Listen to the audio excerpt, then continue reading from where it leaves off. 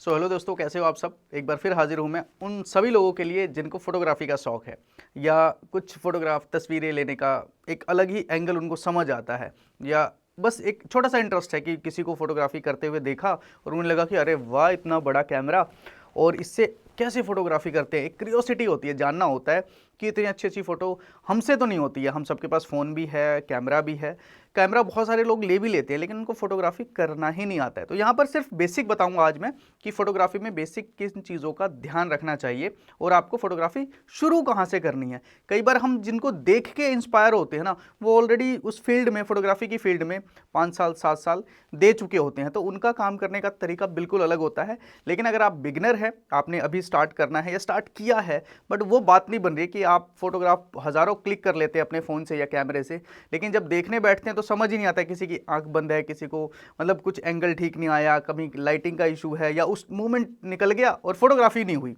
Most of the time यही होता है कि आपका मूवमेंट निकल जाता है और फोटोग्राफी होती नहीं है। चलिए, तो हमें फोटोग्राफी अगर फ़ोन से करनी है तो हमें किन किन चीज़ों का ध्यान रखना चाहिए। सबसे पहले तो जब भी आप फोटोग्राफी करें ना, स्टिल खड़े रहें या बैठ जाएं, अपने आप को होल्ड करें। ज़्यादातर लोग क्या करते हैं, वो शेकी मूवमेंट चल रहा होता है उसी टाइम फोटो क्लिक करने की कोशिश करते हैं, जैसे मर्जी फोटो क्लिक करने की कोशिश करते हैं। उस टाइम देखने में बड़ा कूल लगता है, लेकिन आपकी जब फोटोग्राफी का रिजल्ट आएगा ना, वो उतना अच्छा नहीं होता है। तो आपको स्टिल रहना है। सिर्फ फोटोग्राफी की हम बात कर रहे हैं आज हम, तो स्टिल रहना है, चाहे वो आप कैमरे से क्लिक करें या फ़ोन से क्लिक करें, आपको ये ध्यान रखना है। दूसरा एक और एंगल, आज की डेट में हम फोटोग्राफी लैंडस्केप मोड में कर लेते हैं या पोर्ट्रेट मोड में कर लेते हैं, तो वो भी ध्यान रखना है कि उसका यूज़ कहाँ होना है। अगर मुझे इंस्टाग्राम पे डालना है तो मुझे कौन से साइज़ में अपलोड करना है, वो पोस्ट जाएगा, रील में यूज़ करना है, ये आपको पता होना बहुत ज़रूरी है। दूसरा, लाइटिंग का खास ख्याल रखना है आपको कि लाइट के अपोजिट आपको खड़े होना है, मीन्स आपके करेक्टर को। सपोज लाइट अगर मेरी लेफ्ट साइड से आ रही है, अगर लेफ्ट साइड से सपोज लाइट आ रही है, तो मुझे लेफ्ट साइड ही खड़े होना है। आपको इस बात का ध्यान रखना है कि क्योंकि लाइट के पीछे ही आपको खड़े होना है। आपने देखा होगा जिस तरह की ये चीज़ें लगी होती हैं, स्टैंडीज लगी होती है, जो फोटोग्राफी प्रोफेशनल की जाती है, तो लाइट हमारे सामने, इस तरफ दोनों तरफ लाइट है, कैरेक्टर मेरा सामने है, तो मैं फोटोग्राफी करूंगा ना। इसी तरह हमारे पास हर जगह ये अवेलेबल नहीं होता है, लेकिन इतना सेंस हमारा जरूर वर्क करता है कि सूरज कहाँ है, आपकी लाइट राइट से है, लेफ्ट से है, या कहाँ से है। तो अपने कैरेक्टर को कई बार हम मूव नहीं करते हैं, जहाँ जो खड़ा है उसने कह दिया फोटो करने के लिए, या हमारा मन हुआ और हमने क्लिक कर दिया। ये बिल्कुल नहीं करना है, आपको एडजस्ट करना है कि कौन सी चीज़ कहाँ होनी चाहिए, कब फोटोग्राफी करनी है और कब नहीं करनी है। क्योंकि हमें लगता है फ़ोन है, हम कभी भी कर सकते हैं, ऐसा बिल्कुल नहीं है। आपको ये चीज़ ठीक करनी ही पड़ेगी, तभी आपकी फोटोग्राफी अच्छी निकल के आएगी। चाहे 1 फोटो कीजिए या 100 फोटो कीजिए, आपको लाइट का सबसे ज़्यादा ध्यान देना है, आपको एंगल का भी ध्यान देना है। मोस्ट ऑफ द टाइम मैं देखता हूँ बहुत सारे स्कूल्स में, स्पेशली क्योंकि स्कूल से रिलेटेड ज़्यादा मेरी वीडियोज़ होती है इसमें, कि छोटा बच्चा है और टीचर ने ऊपर से ऐसे क्लिक कर दिया या फ़ोन से क्लिक कर दिया, वो बिल्कुल और छोटा हो जाता है, बौना हो जाता है। अगर आपकी अच्छी हाइट है खुद की, तो आपको खास ध्यान रखना है, आई लेवल में आपको फोटो करना है।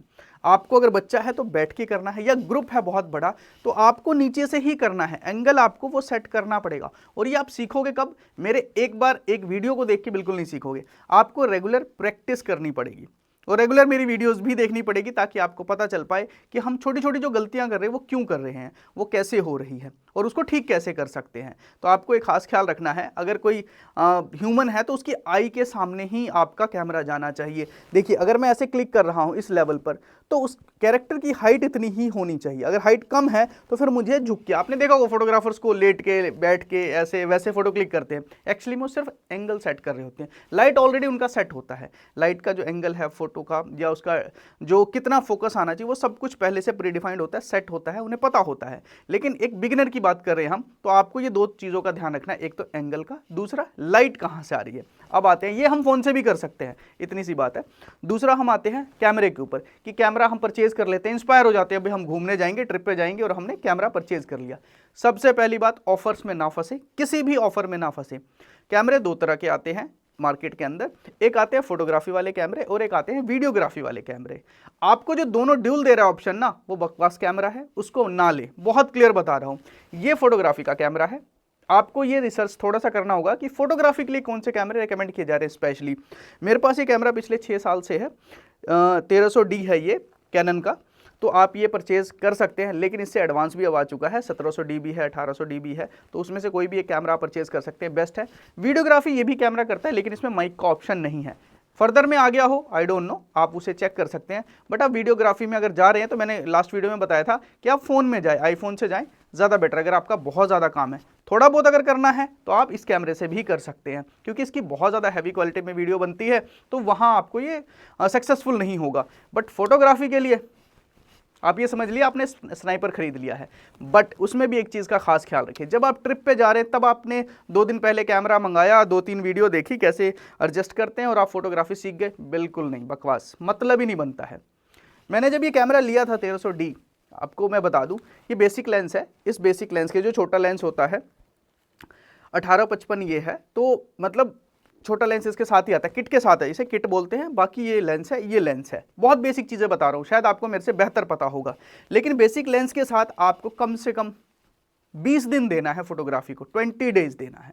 अगर आप 20 डेज पहले प्रैक्टिस नहीं करेंगे, फोटोग्राफी की प्रैक्टिस आप घर में मंगा लीजिए, घर की, बाहर की, कार की, स्कूटर की, बाइक की, एक्टिवा की, या फिर आस पड़ोस में जाके, छोटे छोटे बच्चे हैं, पार्क में जाके आपको फोटोग्राफी करनी है, फ्लावर्स की, किसी भी चीज़ की, जो आपको समझ आता है, जिसमें आपका इंटरेस्ट है, आपको उसको कैप्चर करना है।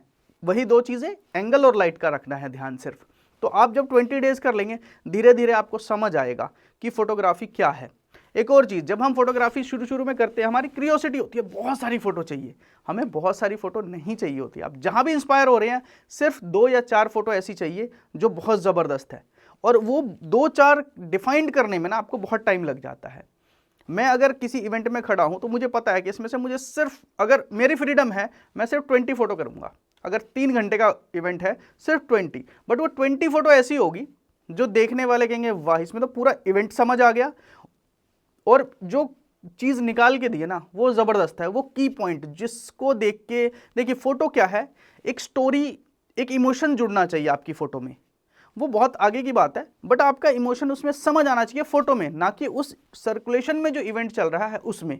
आपके उस फोटो से इतना अटैचमेंट हो जाए लोगों को कि वाह, ये तो सबसे बेहतर है। तो वो इमोशन कहाँ है उस इवेंट में, किस चीज़ में है, क्या उसका कोर एजेंडा था उस इवेंट का, उस फंक्शन का, या जहाँ भी आप पर्टिकुलर कुछ हो रहा है, उसका कोर एजेंडा क्या है, वो दिखाना बहुत ज़रूरी है, वो फोटो में दिखाना ज़रूरी है। आज के टाइम में वीडियोज़ बहुत बन रही है, बट वो फोटो में दिखाना ज़रूरी है। तो 2-3 चीज़ें मैंने बताई है। एक, आपको लाइट का ध्यान रखना है, आपको एक एंगल का ध्यान रखना है, और अगर आप किसी इवेंट पर्टिकुलर, क्योंकि ज़्यादातर हम मान लीजिए इवेंट ही हो रहा है हमारे लिए, हम ट्रिप पे जा रहे हैं, हम एक इवेंट है, हमारे घर में कोई फंक्शन है वो भी इवेंट है, हम कमर्शियली कहीं खड़े हैं वहाँ कुछ ना कुछ इवेंट हो रहा है, या आप अगर सड़क पे भी खड़े हैं तो उस पर की पॉइंट क्या है, क्या दिखाने की ज़रूरत है हमें, और क्या मेरी नज़र उस बात को पकड़ पा रही है।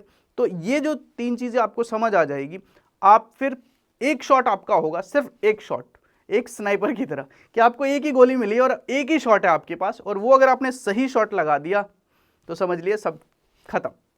तो आपको इस बात का खास ख्याल रखना है कि आपको फोटोग्राफी में बेसिक है, बेसिकली ये, इसका ध्यान रखना है, और अपनी फोटोग्राफी की जो प्रैक्टिस है उसको कंटिन्यू रखना है। अगर आप छोड़ देंगे बीच में, धीरे धीरे स्किप हो जाती है चीज़ें, तो प्रैक्टिस बहुत ज़रूरी है। तो आज के लिए इतना ही, आपको बेसिक फोटोग्राफी कैसे करनी है। तो चलिए नेक्स्ट वीडियो में हम मिलते हैं, और अभी तक आपने, उम्मीद है, यूट्यूब चैनल को सब्सक्राइब नहीं किया है तो सब्सक्राइब करें, ताकि आगे इस तरह की बेसिक इन्फॉर्मेशन से रिलेटेड, आपको वीडियो से रिलेटेड, या वीडियो कैसे बनाते हैं, ब्लॉगिंग कैसे करते हैं, वो सारी इन्फॉर्मेशन आपको मिलती रहेंगी। और मैं कहाँ कहाँ विजिट कर रहा हूँ, घूम रहा हूँ, सारी इन्फॉर्मेशन आपको इसी यूट्यूब चैनल पर मिलेगी। चलिए, थैंक यू फॉर वॉचिंग।